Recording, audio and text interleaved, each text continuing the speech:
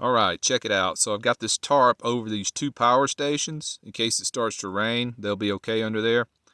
And I'm so glad I've got these two portable solar panels because I'm using them to charge up these small power stations. We haven't had much sun today, so I'm using everything I've got. And I ended up taking the Starlink off the roof and putting it on the ground because I did notice that it was shading the panels a little bit. I used to have it sitting right up there between the panels, and now I moved it around to the side on the ground. So I just set it here on the ground right beside the van because every little bit of shade on the panels make a difference on overcast days. I got to take in all the sun I can get. So it was sitting right up there, but in the afternoon sun, since the sun sets that direction, I was getting a shadow cast over on that panel. So that's why I did that. So these are the two panels that they sent me to review. This one is the Extar. It's exactly like a Jackery panel, exactly like it.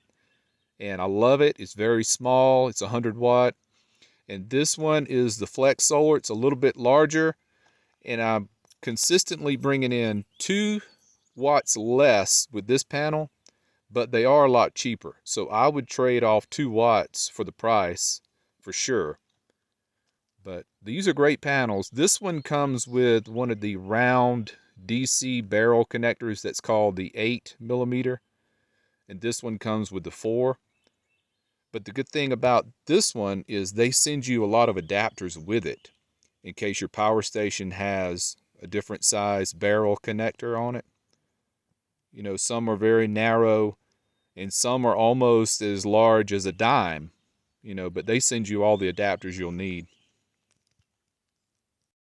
But I love both of them. In full sun, I've seen the Flex Solar bring in 79 watts maximum, and this one I've seen bring in 81 maximum, and that was when we were in Oregon. And let's see, what time of year was that? That must have been April. So I'm telling you that because, you know, further we get into the summer, the better sun we're going to get. So we've had a busy morning as far as people coming by. We've had several cars pull up. And the thing is, see, they can't see when they first come up from this way. They come around the curve and they pull up in the driveway there, and then they see us. And then they stop for a minute, then they back up and leave. So the one guy that pulled up in the Ford truck, he pulled up and backed up and went across the street, and he got out and took a pee. So that's all he had to do. He was looking for a spot to pull over to do that, and then he went on up the road in that direction. And then one of the, I think it's a Jeep Liberty or Jeep Patriot, one of those little Jeeps they're making now, they pull up and they stop right there in the road and cut their engine off. And it was just one person. Couldn't really see them well. And they were just staring at me, and I waved. They didn't even wave back. They just sat there with the engine off for like 3 to 4 minutes. And I thought, what's about to go down here?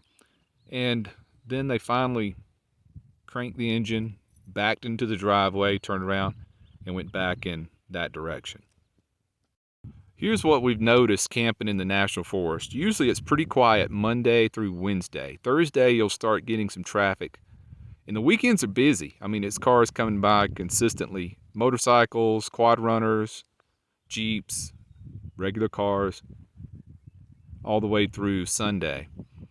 So you would think being way out here in the wilderness, you'd never see anybody, but that's not the case. This place gets pretty crowded. And that's the same story in every national forest in every state we've been to. It's the same thing. You'll start seeing the traffic pick up on Thursday, and throughout the weekend, you know, just expect to see people pull up to your campsite. I'm using my little 2x4s as a leveling system again. I really only needed it under this tire. The others were good enough. I'm level enough. I was just a little bit downhill on this tire. So glad I carried these 2x4s around with me for 3 years. I almost threw them away several times. I'm glad I didn't. They're coming in real handy. It's a simple way to level your van, and they don't take up much room. You can stand them on end if you need to. I can just keep them in the cargo box there, and I just stand them up on end over in the corner. Takes up very little room, and they work every bit as good as those leveling blocks you can get from like an RV supply store, and they take up less space. And you may be asking yourself, why is there a hammer on your tire, Matty?